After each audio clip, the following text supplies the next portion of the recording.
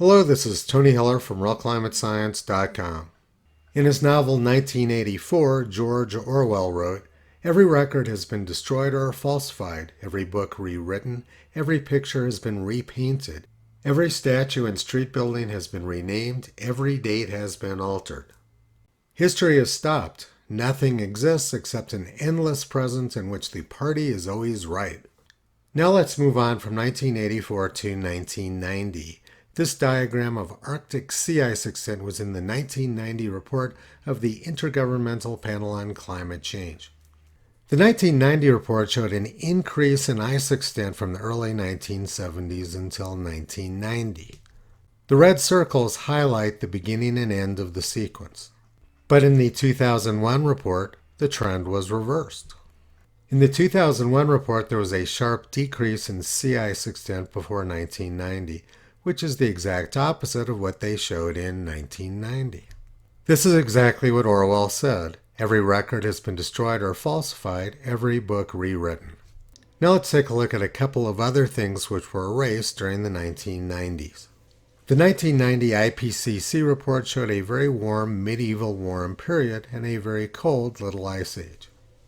They wrote, "A global warming of larger size has almost certainly occurred at least once since the end of the last glaciation without any appreciable increase in greenhouse gases." Cooler episodes have been associated with glacial advances in alpine regions of the world. Such neo-glacial episodes have been increasingly common in the last few thousand years. Of particular interest is the most recent cold event, the Little Ice Age, which resulted in extensive glacial advances in almost all alpine regions of the world. There wasn't any question about the medieval warm period or a Little Ice Age in the 1990 report of the Intergovernmental Panel on Climate Change.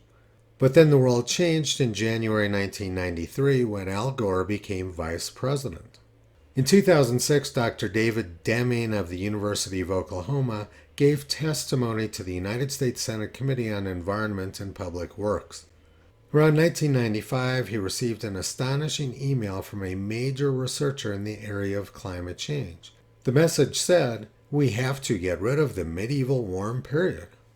And 3 years later, that's exactly what happened.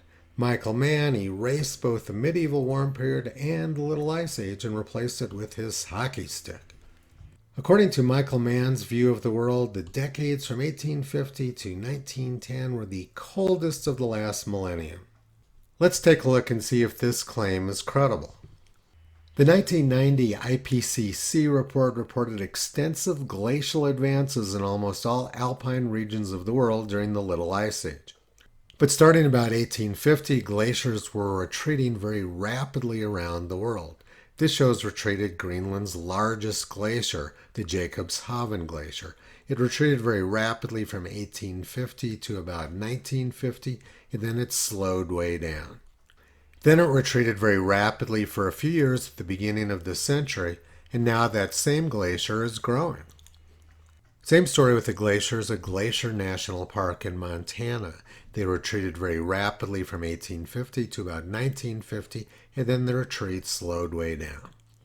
In 1904, Scientific American reported that glaciers were retreating all over the world. Michael Mann's hockey stick makes no sense whatsoever. Glaciers were retreating all over the world during Michael Mann's coldest decades ever. And the glaciers expanded rapidly during these years, which according to Michael Mann were warmer than the period around 1910. Michael Mann's hockey stick graph is obviously not an accurate representation of reality, but it was adopted by the IPCC because it helped out their political agenda. Around the same time as Michael Mann published his fake hockey stick graph in 1998, a respectable scientist named Keith Briffa published a completely different Northern Hemisphere temperature reconstruction. It showed a very cold Little Ice Age with warming continuing until about 1940, followed by a sharp cooling trend into the 1970s. This graph not only made sense in terms of the record of glaciers, but it also agreed with temperature data which was published by government agencies at the time. The sharp cooling after 1940 was shown in the 1974 National Center for Atmospheric Research graph. It was confirmed in NOAA magazine October 1974. Annual average temperatures over the northern hemisphere increased rather dramatically from about 1890 through 1940, but have fallen ever since. The total change has averaged about 1/2 degree centigrade. According to British meteorologist Hubert Lamb, the average growing season in England is already 2 weeks shorter than it was before 1950.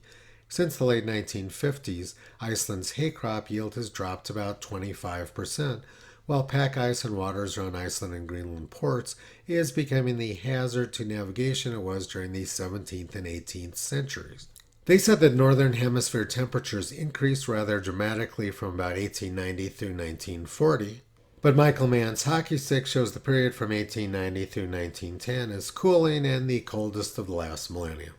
In 1989, Tom Carl, who was longtime head of climate analysis at NOAA, reported, analysis of warming since 1881 shows most of the increase in global temperature happened before 1919, before the more recent sharp rise in the amount of carbon dioxide in the atmosphere. While global climate warmed overall since 1881, it actually cooled from 1921 to 1979. Most global warming occurred before 1919, but Michael Mann's hockey stick does not show that. And Tom Carl also said Earth cooled from 1921 through 1979, and Michael Mann's hockey stick shows the exact opposite. NOAA said that the northern hemisphere cooled about 1/2 degree after 1940. But Michael Mann's hockey stick only shows about 1/10 of a degree cooling after 1940, which is only 20% of the total. The actual amount was much larger.